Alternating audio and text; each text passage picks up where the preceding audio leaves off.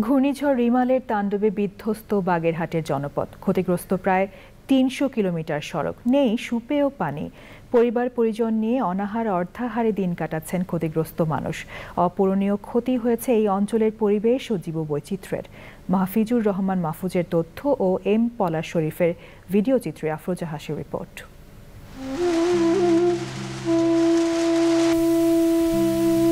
শক্তিশালী ঘূর্ণিঝড় রিমাল আর ভয়াবহ জলোচ্ছ্বাসে বিপর্যস্ত উপকূলীয় অঞ্চল বাগেরহাট। বসতবাড়ি স্থাপনা সহ ভেঙে পড়েছে যোগাযোগ ব্যবস্থা, উপড়ে পড়েছে বহু গাছ, মারা গেছে পশু পাখি, বন্যপ্রাণী। রিমাল আর ভয়াবহ জলোচ্ছ্বাসে সর্বস্ব হারিয়ে পথে বসেছেন ব্যবসায়ীরা। আর্থিক সহায়তা পেলে ঘুরে দাঁড়ানোর আশা ব্যক্ত করেন তারা। আমার ১ লক্ষাধিক ইট ছিল, অর্ধেকেরই বেশি নদীর কবলে চলে গেছে।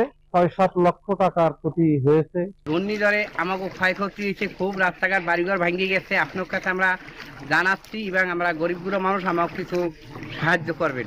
সংশ্লিষ্ট বিভাগের তথ্য মতে ক্ষতিগ্রস্ত ৩০০ কিলোমিটার সড়ক পুনর্নির্মাণে ১ বছরেরও বেশি সময় লাগতে পারে।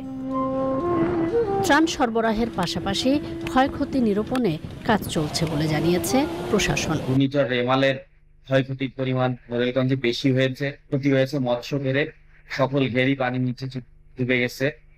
ক্ষতি হয়েছে পোল্ট্রি খাতে, ক্ষতি হয়েছে শাকসবজি, কৃষি খাতে। আমরা সকলের পাশে আছি।